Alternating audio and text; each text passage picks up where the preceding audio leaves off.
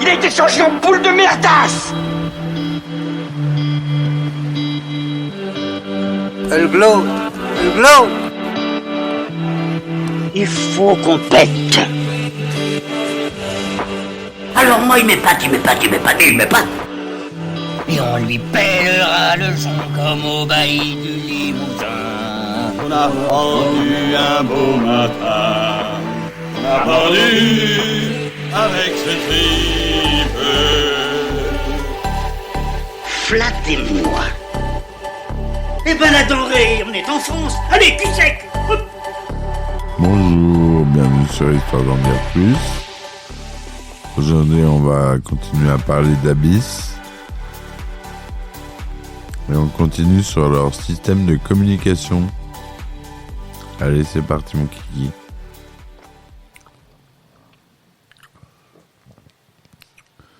Donc le système de communication sous-marine souleva lui aussi au départ quelques difficultés. Bien que certains casques transmettent le son à travers l'eau, la qualité d'écoute laissait toujours à désirer. Il valait donc mieux servir de câbles, même s'il fallait les soustraire en permanence à la caméra. En théorie, c'était facile, un câble audio à 2 pistes relierait chaque casque à une table de mixage installée à la surface. L'ingénieur du son Lee Orloff n'aurait qu'à contrôler sur son moniteur l'activité acoustique sous-marine et à diriger les messages de Cameron à leur destinataire immergé dans le réservoir. Mais en pratique, c'était tout sauf simple. Lee a dû passer 2 semaines en dormant 3 heures par nuit à mettre l'appareillage au point. Au début, le résultat était désastreux. On n'entendait que des babillages. Mais quelques jours plus tard, les choses se sont arrangées et il a engagé un ingénieur du son pour me connecter avec tous ceux auxquels je voulais parler. Il y avait aussi un système de haut-parleurs sous-marins, ce qui me permettait de communiquer avec les plongeurs sans casque. Et eux, bien sûr, ne pouvaient me répondre que par signe. C'est un procédé compliqué et il nous a fallu certains temps d'adaptation. En plus des acteurs et de l'équipe technique, Cab 1 et Cab 3, les satellites de Deepcore, se partageaient le réservoir. Le technicien de Ken Dive les contrôlait tous les deux. Les câbles invisibles reliés quant à lui flatbed à une unité de commande postée en haut de la cabine d'observation. Les indications venaient de la surface, explique l'opérateur Jacques Godreau. De la cabine, Doug Osborne et moi-même pouvions voir tout ce qui se passait en bas et donnions des instructions au pilote. De plus, une caméra vidéo installée sur flatbed nous permettait de savoir à tout instant où nous nous dirigions. C'était notre souci numéro 1. Perchés sur un des tabourets face à l'écran, les opérateurs pouvaient adroitement manœuvrer le submersible grâce à un tableau de contrôle dont la simplicité ferait rougir le plus élémentaire des jeux vidéo. Il se composait en tout et pour tout de 2 leviers de commande et d'un interrupteur relié au propulseur. Les leviers orientaient les 2 propulseurs horizontaux et verticaux en modulant la puissance et l'inclinaison des propulseurs. Nous pouvions manipuler le véhicule à volonté, le faire tourner, avancer, reculer, monter, descendre. La table de contrôle réglait aussi l'éclairage, la force hydraulique et les systèmes de sécurité. À l'inverse de Flatbed, Cab 1 était piloté de l'intérieur, mais non pas par les acteurs. C'était plus souvent Jim McNaughton, un de nos plus anciens plongeurs, qui s'asseyait derrière l'acteur, surveillait le système respiratoire et dirigeait le submersible. Bien que l'Aquarius soit un véhicule totalement indépendant, il devait être relié à la centrale électrique du plateau pour alimenter toutes les lumières supplémentaires qu'on lui avait ajoutées. 2 autres engins mécaniques contribuèrent à la création d'un environnement technologique convaincant. 2 petites sondes qu'on utilise généralement à la place des plongeurs lors des missions dangereuses. On loua donc 2 véhicules télécommandés chez Bentos Engineering et on les baptisa Big Geek et Little Geek. Ils furent ensuite confiés à Mike Cameron. Big Geek est une sorte de super rover sous-marin. On lui avait enlevé son bras préhensible, ses outils tranchants et son équipement radar. qu'on y trouve habituellement, mais nous avons juste ajouté des phares que nous avons repeints. Ils mesuraient 1 mètre de long, 60 cm de large et pesaient environ 120 kg. Il se comportait dans l'eau comme un gros chien et les acteurs le traitaient en conséquence. Pour qu'il s'écarte, il fallait le bousculer en lui donnant des coups de pied, ce qui n'arrangeait pas ses mécanismes. Little Geek, lui, c'est le modèle en dessous, 90 cm de long, 30 de large pour 37 kg. Un propulseur latéral le rendait beaucoup plus maniable que l'autre. Équipé de caméras vidéo pour filmer dans l'obscurité, ils étaient contrôlés tous deux depuis la surface. Des leviers orientaient les propulseurs, 2 boutons supervisaient les mouvements panoramiques, des caméras vidéo et une commande rotative réglaient l'inclinaison. Pour les actionner, je devais me cacher sous une bâche, bien à l'ombre. Tout ce que j'avais, c'était un moniteur de 20 cm et des écouteurs. Dans des conditions de faible luminosité, c'est ce qui était toujours le cas, je n'avais qu'une vague idée de ce qui se passait. Je distinguais à peine le caméraman à gauche, avec un peu de chance, je pouvais deviner à ma droite la silhouette du metteur en scène. Parfois, je percevais une silhouette approximative en face de moi. Jim Cameron me disait d'avancer de 90 cm. Et je devais me débrouiller avec ça. Je n'avais aucune notion de profondeur et de distance. Ma manette bougeait de 0 cm 15. Et le véhicule avançait de 90 cm. Je ne devais pas relâcher mon attention une seule seconde. Bien sûr, ce que Jim me hurlait dans les oreilles me donnait une petite idée de ce que je faisais. Pendant que Cameron régnait sur le système de contrôle à la surface, Vince Catlin maintenait le cap de liaison dans la manœuvre adéquate, travail crucial pour la bonne manœuvre des deux geeks. C'était une tâche ingrate car personne ne comprenait l'influence de la tension des câbles sur le déplacement des véhicules. Si le câble faisait des nœuds, il fallait tout arrêter pour les défaire, car le geek auquel il était relié déviait aussitôt de sa trajectoire. Vince devait établir le rapport entre le point d'arrêt du véhicule et l'orientation du câble. Il fallait même éviter à tout prix que la corde s'enroule autour des acteurs ou déplace des éléments de décor. Cette opération demandait beaucoup de concentration et Vince n'est pratiquement jamais sorti du réservoir. Vu l'envergure exceptionnelle et l'enjeu technique du tournage, pannes et fuites cessèrent d'empoisonner le quotidien de l'équipe. Nous avons attaché les véhicules à des filins dispersés un peu partout dans le décor. Nous les avons propulsés dans des zones très fréquentées où les plongeurs bougeaient beaucoup et s'entortillaient dans les câbles. La bonne ambiance qui régnait sur le plateau n'a malheureusement pas empêché les problèmes. Il était par exemple très frustrant d'entendre les fuites s'enclencher au beau milieu d'une prise. Juste après, nous avions généralement tout droit à une panne de courant parce que les voltages s'évacuaient tout seuls dans l'eau. Mes oreilles s'en souviennent également très bien car ce genre d'incident généralement suivi d'une bordée de hurlements dont mes écouteurs ne sont jamais encore remis. Personne n'espérait s'amuser sous l'eau. Jim Cameron avait prévenu dès le départ que le tournage serait 1000 fois plus éprouvant que ce qu'on pouvait imaginer. Ce fut pire encore. Rien n'est plus difficile que de filmer sous l'eau. Nous avions vécu 10 heures par jour dans un environnement dangereux, 6 jours par semaine pendant 8 semaines. Un jour, je n'ai plongé que 2 fois avant le déjeuner et 1 fois après. Seulement la première fois, je suis resté en immersion 5h25 et la seconde 5h32. Plus 1 heure de décompression à la fin de chaque descente. Si j'avais su ça avant de commencer le film, je ne l'aurais jamais fait. Cameron ne voulait pas perdre une minute, employer son heure de décompression à regarder les roches sur un écran vidéo spécialement installé à son intention.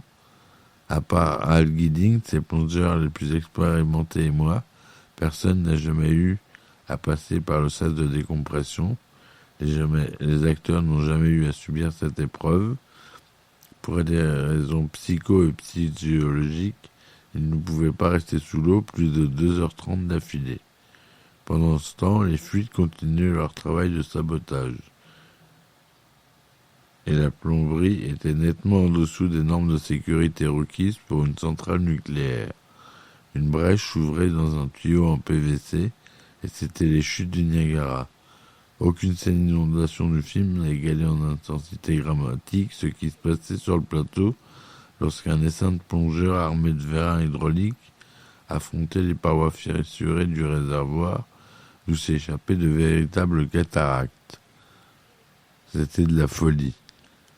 Il y a même eu des jours où nous avons dû évacuer les lieux parce que le niveau d'eau avait tellement baissé que les décors auraient parfaitement pu s'effondrer. Certaines maquettes plus fragiles que d'autres flottaient déjà comme de gros radeaux.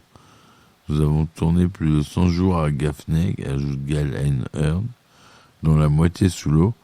Il ne s'était pas passé une semaine sans qu'une catastrophe se produise. C'était systématique. Pourtant, contre toute attente, le pire n'était pas à l'arrivée. Peu après la fin des travaux de restauration, nous avons découvert que la grosse soupape à ailettes que nous avons demandée au fond du réservoir avait été placée au mauvais endroit, après un coude. Il y avait donc de gros tuyaux en PVC en provenance directe du réservoir qui passaient à travers des coudes avant d'atteindre leur robinet d'arrêt. Si l'un des coudes avait explosé, il y en avait 6, il aurait été impossible d'endiguer l'inondation. Le réservoir se serait totalement vidé en détruisant le décor et nous n'aurions rien pu faire pour le creux qu'il savait. C'était aussi angoissant qu'un compte à rebours. Nous dansions tous au bord du gouffre et la tension était insupportable. On peut difficilement dire que Earl Owensby mit beaucoup de bonne volonté pour détendre l'atmosphère. À mi-tournage, le propriétaire des lieux présenta une note de $300 000 pour les dommages infligés à son réservoir pendant la construction du décor et pour détournement de matériel. La production nia toutes les accusations en bloc et refusa de payer.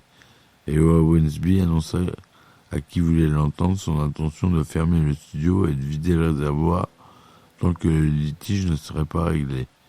Les fondés du pouvoir de la Fox considérant cette opération comme une tentative d'extorsion de fonds à un moment critique de la production, ils comparurent devant un juge fédéral et obtinrent gain de cause. Owensby ne pourrait pas interrompre le tournage.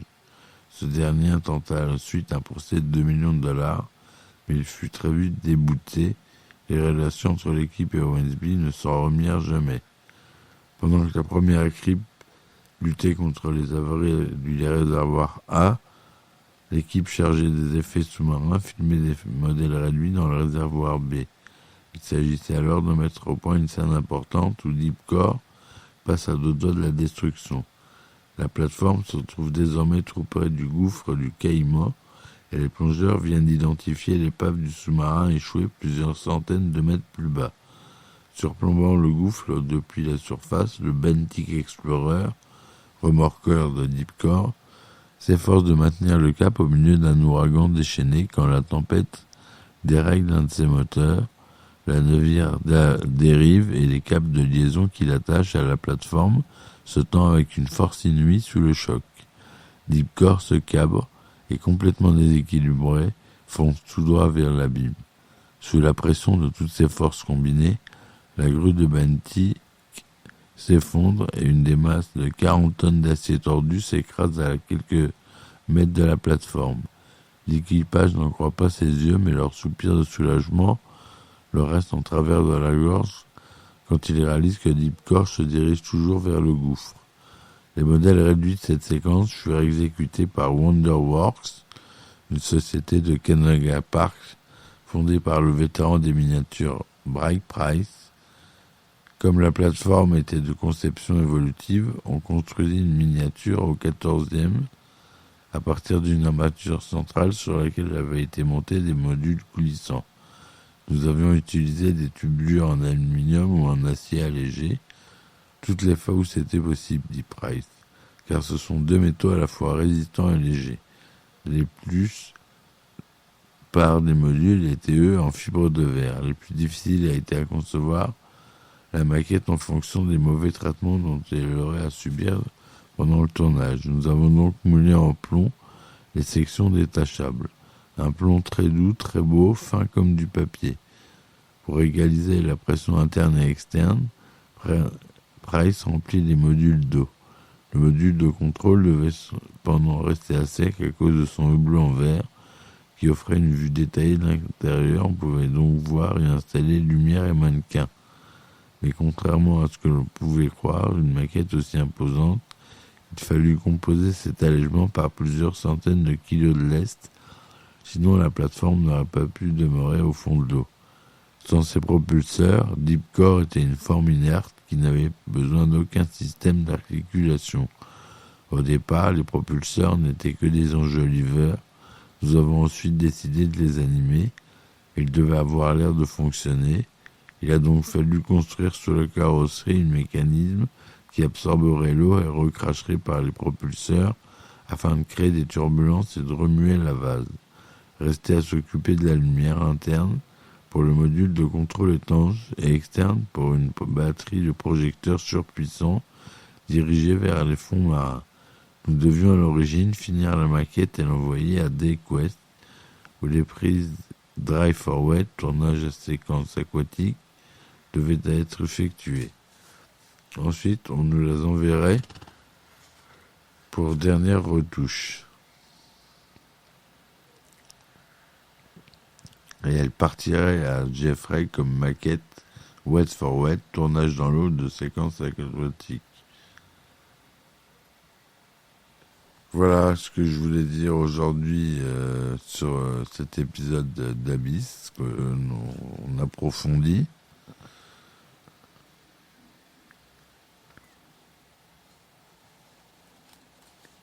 Il y en aura un sacré paquet d'épisodes, je vous le dis. C'est une série que je lance. J'espère qu'elle vous plaira. S'il y en a d'autres, si ça vous plaît, il y en aura d'autres.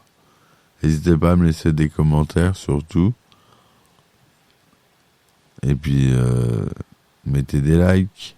Merci. Allez, à plus tard. Ciao, ciao.